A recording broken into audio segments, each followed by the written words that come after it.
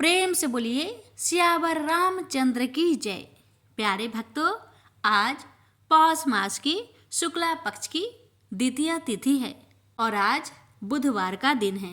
बुधवार का दिन गणेश भगवान और बुध देव को समर्पित होता है। इस व्रत को करने और कथा श्रवण करने से कई लाभ मिलते हैं। इस व्रत को करने और कथा सुनने से बुद्धि, व्यापार और धन में वृद्धि होती है। बुध ग्रह से जुड़ी दोषों से मुक्ति मिलती है। करियर में सफलता मिलती है। मांगलिक कार्यों में बाधा नहीं आती। आरोग्य और धन की प्राप्ति होती है। जीवन में सुख शांति आती है। बुध ग्रह मजबूत होता है। इस व्रत की शुरुआत किसी भी महीने के शुक्ला पक्ष के किसी भी बुधवार से की जा सकती है। विशाखा नक्षत्र युक्त बुधवार को सबसे शुभ माना जाता है। इस व्रत का पालन 7 या 21 बुधवार तक करना चाहिए। आखिरी व्रत वाले दिन नियम अनुसार उद्यापन करना चाहिए। व्रत वाले दिन सुबह जल्दी उठकर सबसे पहले घर की सफाई करनी चाहिए। फिर स्नान करके हरे रंग के कपड़े पहनने चाहिए। व्रत वाले दिन पूरा दिन फलाहार करना चाहिए और शाम के वक्त पूजा के बाद एक बार भोजन करना चाहिए। आइए प्यारे भक्तों, हम पहले श्रवण करेंगे बुधवार की व्रत कथा। आप सभी भक्तों पर भगवान गणेश की कृपा सदा सर्वदा बनी रहे और आप सभी को नए साल की ढेर सारी शुभकामनाएं। भगवान गणेश जी आप सभी भक्तों की हर मनोकामना को पूर्ण करें, हर कष्टों को दूर करें, यही हमारी प्रार्थना है। तो आइए रसपान करते हैं बुध देव की व्रत कथा। समतापुर नगर में मधुसूदन नामक एक व्यक्ति रहता था। वह बहुत धनवान था। मधुसूदन का विवाह बलरामपुर नगर की सुंदर लड़की संगीता से हुआ था। एक बार मधुसूदन अपनी पत्नी को लेने बुधवार के दिन बलरामपुर गया। मधुसूदन ने पत्नी की माता पिता से संगीता को विदा कराने के लिए कहा। माता पिता बोले, बेटा आज बुधवार है, बुधवार को किसी भी शुभ कार्य के लिए यात्रा नहीं करते। लेकिन मधुसूदन नहीं माना। उसने ऐसी शुभ अशुभ की बात को न मानने की बात कही। दोनों ने बैलगाड़ी से यात्रा प्रारंभ की। 2 कोस की यात्रा के बाद उसकी गाड़ी का एक पहिया टूट गया। वहां से दोनों ने पैदल ही यात्रा शुरू की। रास्ते में संगीता को प्यास लगी। मधुसूदन उसे एक पेड़ के नीचे बैठाकर जल लेने चला गया। थोड़ी देर बाद जब मधुसूदन कहीं से जल लेकर वापस आया तो वह बुरी तरह हैरान उठा, क्योंकि उसकी पत्नी के पास उसी की शकल सूरत का एक दूसरा व्यक्ति बैठा था। संगीता भी मधुसूदन को देखकर हैरान रह गई। वह दोनों में कोई अंतर नहीं कर पाई। मधुसूदन ने उस व्यक्ति से पूछा, तुम कौन हो और मेरी पत्नी के पास क्यों बैठे हो? मधुसूदन की बात सुनकर उस व्यक्ति ने कहा, अरे भाई, यह मेरी पत्नी संगीता है। मैं अपनी पत्नी को ससुराल से विदा कराकर लाया हूँ। लेकिन तुम कौन हो जो मुझसे ऐसा प्रश्न कर रहे हो? मधुसूदन ने कहा, तुम जरूर कोई चोर या ठग हो। यह मेरी पत्नी संगीता है। मैं इसे पेड़ के नीचे बैठाकर जल लेने गया था। इस पर उस व्यक्ति ने कहा, अरे भाई, झूठ तो तुम बोल रहे हो।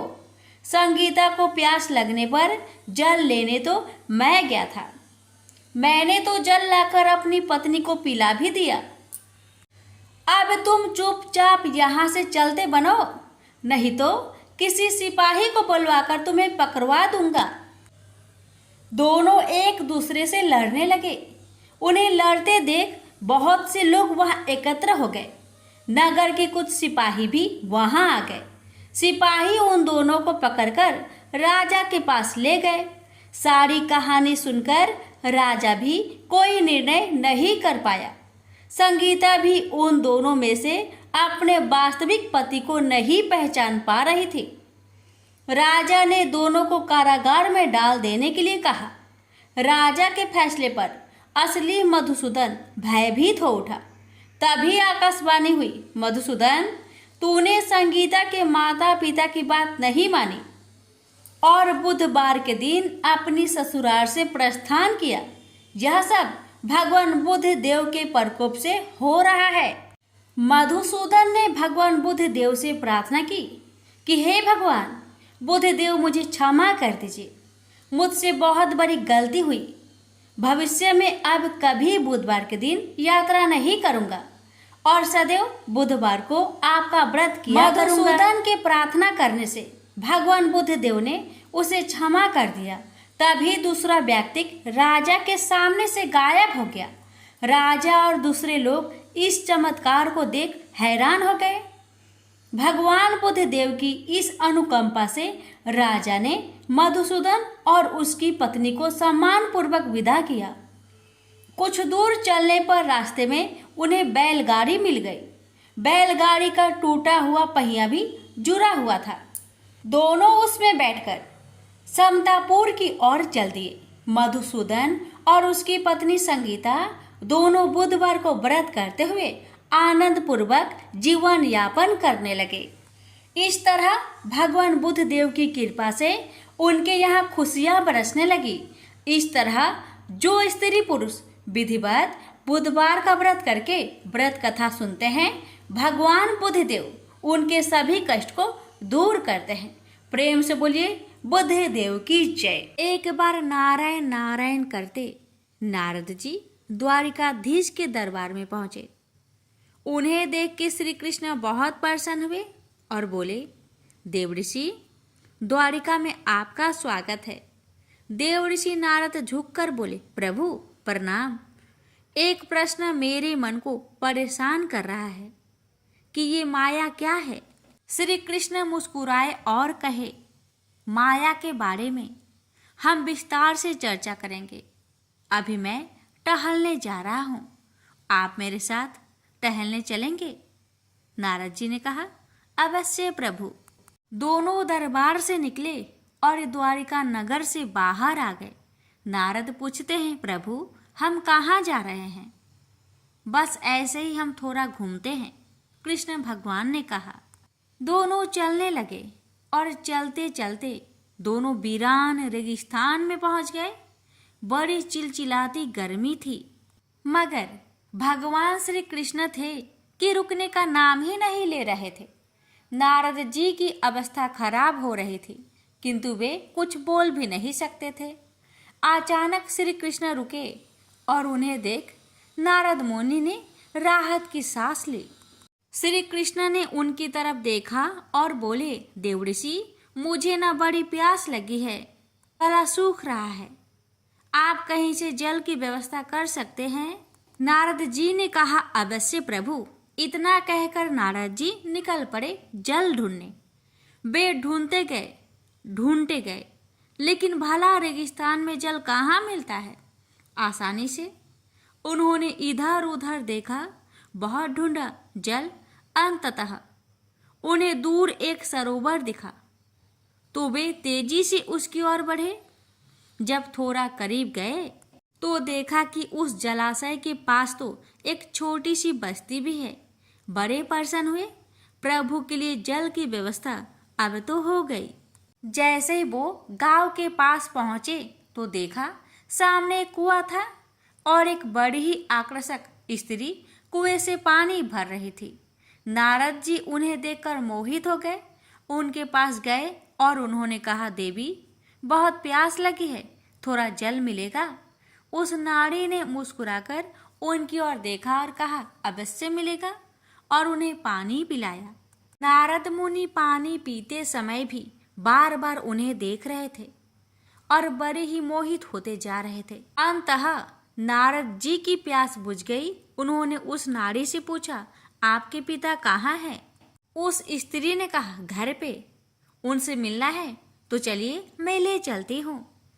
जल भर के वो स्त्री आगे आगे चल पड़ी और मोहित होकर नारद जी भी उनके पीछे पीछे।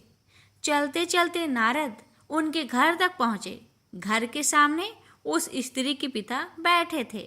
नारद जी ने पूछा, आप इनके पिता हैं? उन्होंने कहा, जी, मैं सिर्फ इनका ही पिता नहीं इस बस्ती का मुखिया भी हूँ। आपका क्या सहायता कर सकता हूँ? नारद जी बोले। अरे वाह, बहुत अच्छा लगा सुन के। मैं नारद हूँ और मुझे आपकी पुत्री बड़ी ही अच्छी लगी। मैं उनसे विवाह करना चाहता हूँ। इस बात पे लड़की के पिता ने देव ऋषि नारद को ऊपर से नीचे देखा और कहा, देखने से तो आपका रूप रंग अच्छा है, काद कदी भी अच्छी है, चेहरे में व्याप्त ज्ञान का तेज स्पष्ट दिख रहा है। तो आप तो हमारे पुत्री के लिए अत्यंत योग्यवर है और मैं अपनी पुत्री से आपका विवाह भी करा सकता हूँ, किंतु एक शर्त है। नारद जी ने कहा, क्या शर्त है? मुझे आपकी हर शर्त मंजूर है। लड़की के पिता ने कहा, मेरी ये शर्त है कि आप विवाह के पश्चात घर जमाई बन के मेरे साथ ही रहेंगे और मेरे मरणोपरांत इस गांव के मुखिया बन के इस गांव की भी देखभाल करेंगे और लोगों की रक्षा करेंगे। नारद जी ऐसे सम्मोहित हुए थे कि उस कन्या से कि उन्होंने शर्त के लिए हाँ कर दी और खुशी खुशी उस कन्या के पिता ने नारद जी से उनका विवाह कर दिया। नारद जी वहीं रहने लगे। शादी पुरानी हुई तो खेती और गृहस्थी भी करने लगे। उन्होंने घर का भार संभाल लिया। इस बीच नारद जी के बच्चे भी हो गए। एक दिन उस कन्या के पिता गुजर गए। उनका देहांत हो गया और पूरा गांव व्याकुल हो गया। उनका दाह संस्कार के पश्चात नारद जी उस गांव के मुखिया बन गए। सबकी देखभाल करने लगे। वहां जीवन में खुश थे। नारद जी पूरे गृहस्थ बन गए थे। इस बीच एक दिन अचानक उस गांव में बड़ी भीषण बाढ़ आई। सारे घर डूब गए। नारद जी अपने पत्नी और बच्चों को लेकर एक नाव में किसी तरह बचकर निकलने लगे, मगर जल की धारा इतनी तीव्र थी कि उनकी नाव पलट गई। उन्होंने अपने परिवार को बचाने का प्रयास किया, पर एक एक कर सब दूर हो गए और नारद जी भी एक तीव्र धारा में बहकर किसी तरह किनारे पहुंचे। जब उन्हें सुध आई तो वो रोने लगे, हाय मेरी स्त्री, मेरे बच्चे, हाय मेरी स्त्री, मेरे बच्चे कहाँ चले गए? हे प्रभु, ये मेरे साथ क्या हुआ? ऐसा नहीं होना चाहिए था। मैं इतना सुखी था जीवन में, आपने ऐसा क्यों किया मेरे साथ? अभी नारद मुनि को अचानक किसी की आवाज सुनाई दी, नारद, नारद, देवर्षि क्या कर रहे हैं आप? वहां रो क्यों रहे हैं? यहाँ आइए, प्यास से मेरा कंठ सूखा जा रहा है। आप जल लेकर आए नहीं अब तक? यहाँ आइए, यहाँ। देव ऋषि को अब भान हुआ कि श्री कृष्ण मुझे आवाज दे रहे हैं, तो वो आवाज की दिशा में बढ़े। थोड़ी दूर चलने के बाद वो श्री कृष्ण के पास पहुंच गए। श्री कृष्ण मुस्कुरा रहे थे उन्हें देख के। वो बोले, नारद, आप तो मेरे लिए जल लेने गए थे, किंतु गायब कहाँ हो गए? जल कहाँ है? नारद जी रोते हुए बोले, प्रभु, मेरी पत्नी, मेरे बच्चे इस बाढ़ में बह गए हैं, कृपया उनकी रक्षा कीजिए। मुझे मेरी पत्नी, मेरे बच्चे बहुत प्रिय हैं, मैं उनके बिना जीवित नहीं रह सकता। देवऋषि, होश में आइए, आपको क्या हो गया है? आपका विवाह कहाँ हुआ है? आपके बच्चे कब हो गए? अरे प्रभु, अभी तो गया था मैं उधर, तो मेरा विवाह भी हुआ और बच्चे भी हुए। श्री कृष्ण उन पे हंसे और बोले, देवऋषि, इसी को माया कहते हैं। आप मुझसे दूर होकर माया के जाल में फंस गए थे। मैं आपको कितना भी समझाता, आप इस तरह नहीं समझ पाते। यही माया है, यही माया का पास है। चलिए अब वापस द्वारिका चलते हैं। और दोनों चलते चलते वापस द्वारिका आ गए। नारद ने उन्हें धन्यवाद कहा और बोले, प्रभु, इससे उत्तम माया मुझे कोई नहीं समझा सकता था। जय द्वारिकाधीश की, जय श्री कृष्ण की। नारायण नारायण कहते कहते नारद जी देवलोक की ओर चले गए। श्री राम भरत का मिलन की कथा। पिछले अध्याय में आप सभी ने सुना था, निषाद राज भरत के समीप बैठे श्री राम का गुणगान कर रहे थे। रात भर यही आनंद रहा। आगे की कथा। प्रातः काल होने पर निषाद राज के आदेश पर अनेक नाव घाट पर लगा दी गई। 4 घड़ी में सभी लोग गंगा के दूसरे तट पर आ गए। फिर निषाद राज को साथ लेकर सभी उस ओर चल पड़े जिधर राम गए थे। मार्ग में पवित्र त्रिवेणी पड़ी और सबने संगम में स्नान किया। परम पावनी त्रिधारा के तट पर भरत ने यज्ञ कर ब्राह्मणों को दान दिया और आशीर्वाद मांगा कि प्रभु राम उन पर प्रसन्न हो और उनका मनोरथ पूरा करने की कृपा करे। ब्राह्मणों ने भारत की राम भक्ति की प्रशंसा की और कहा कि भारत का राम के प्रति प्रेम पवित्र और सच्चा है। वहां से भारत सबको साथ लेकर भारद्वाज मुनि के आश्रम में पहुंचे। भारत संकोच में थे कि मुनिवर जब सारा वृत्तांत जानेंगे तो क्या सोचेंगे, परंतु भारद्वाज मुनि सब जानते थे। वे भारत का संकोच दूर करके विधाता द्वारा निर्धारित कर्तव्य का उदाहरण देते हैं। उन्होंने बताया कि माता कैकेयी का इसमें कोई दोष नहीं है और देवों के प्रेरणा से देवी सरस्वती ने ही उनकी मति फेर दी थी। यह सुनकर भारत का विषाद मिट गया। माता के प्रति जो दुर्भाव था वह दूर हो गए थे। अब वे स्वयं को शांत अनुभव कर रहे थे। भारद्वाज मुनि ने सबको यथोचित सत्कार किया। प्रातःकाल होने पर स्नान आदि से निवृत्त होकर भारत ने मुनिवर से आज्ञा मांगी। अब वे चित्रकूट की ओर चल पड़े, जहाँ भगवान राम, लक्ष्मण व सीता जी सहित कुटी बनाकर निवास कर रहे थे। अयोध्यापति त्रिभुवन के स्वामी आज पर्णकुटी में निवास कर रहे थे। भारत के हृदय में शीघ्र दर्शन की लालसा थी।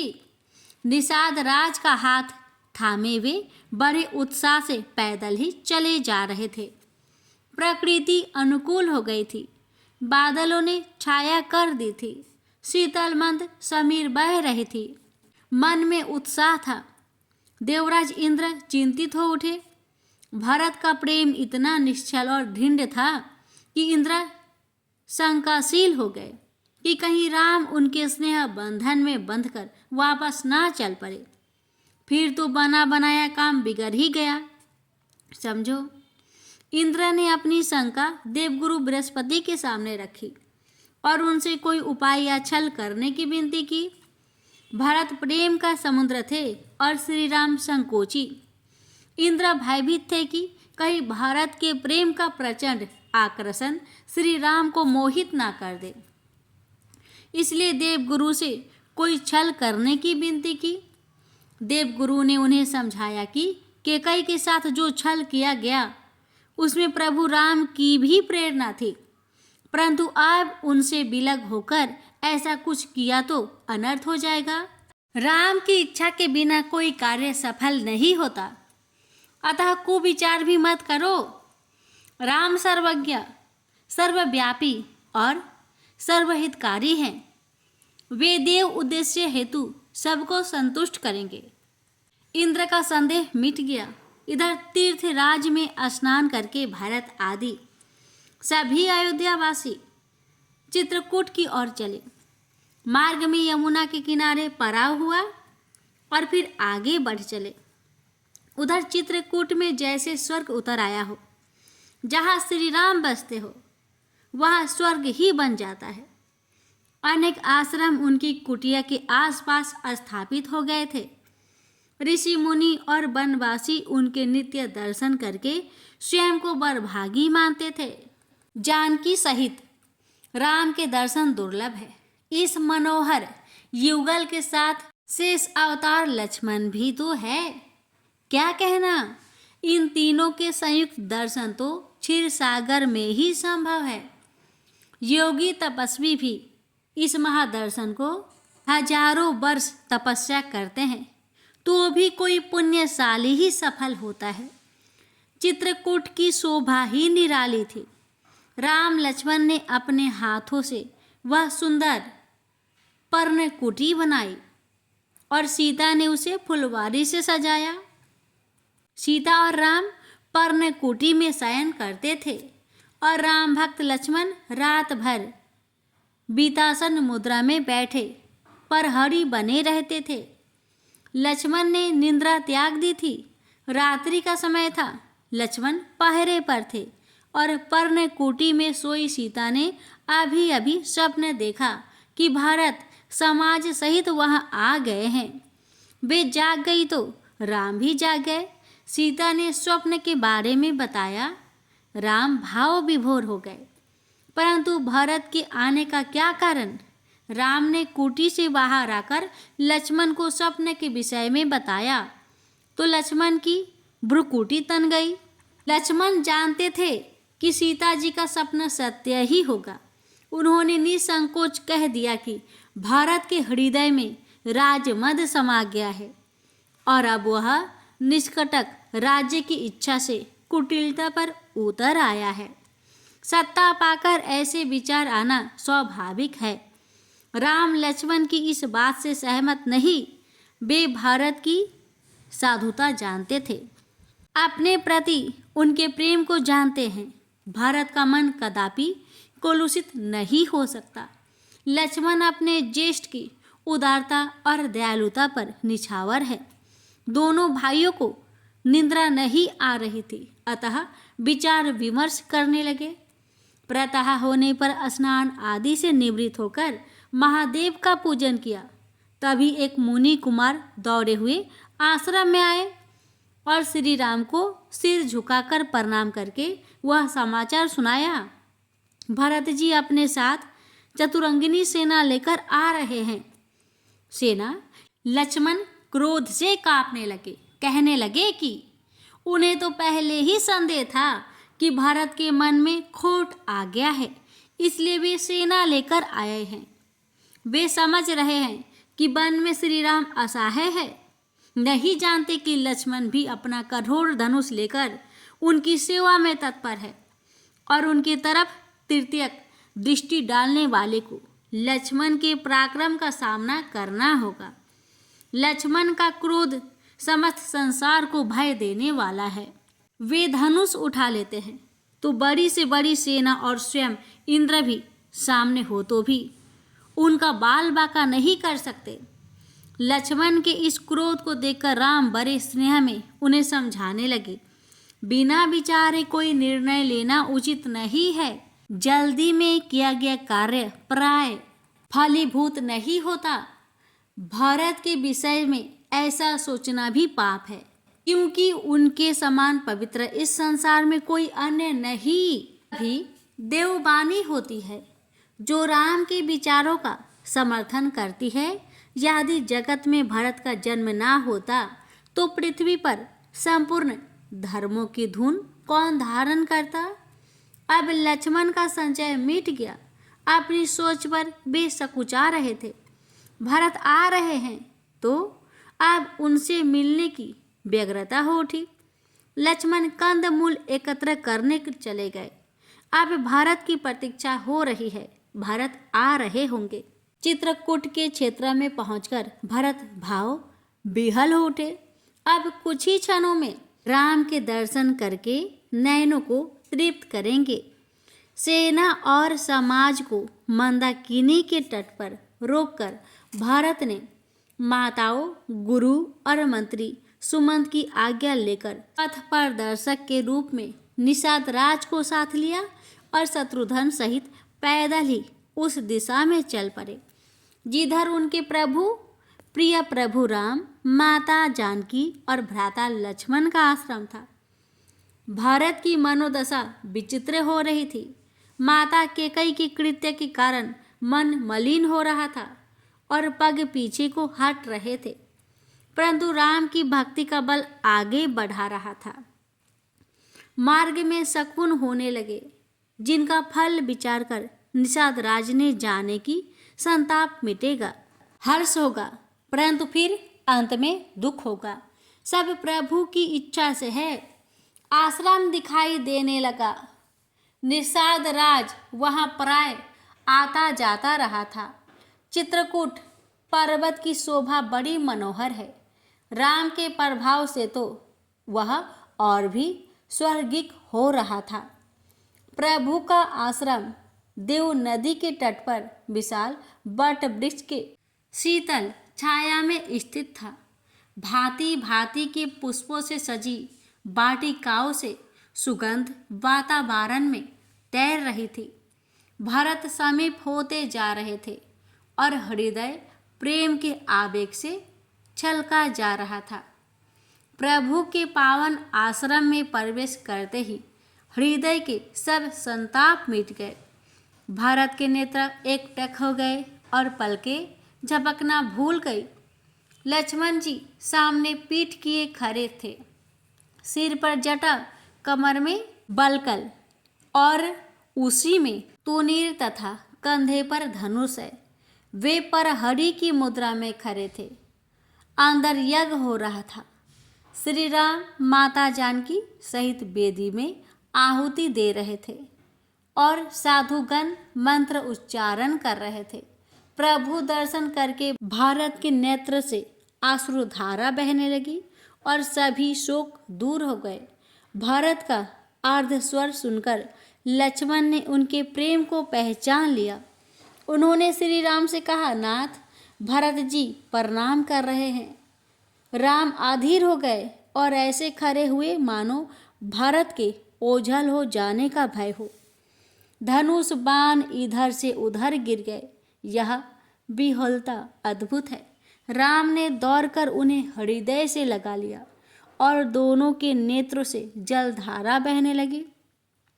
राम भरत का यह मिलाप देखकर देवता हर्षित हो रहे थे। दोनों और किसी प्रकार का संचय नहीं रहा। निष्पाप, निर्मल और पवित्र मन से यह मिलन हो रहा था।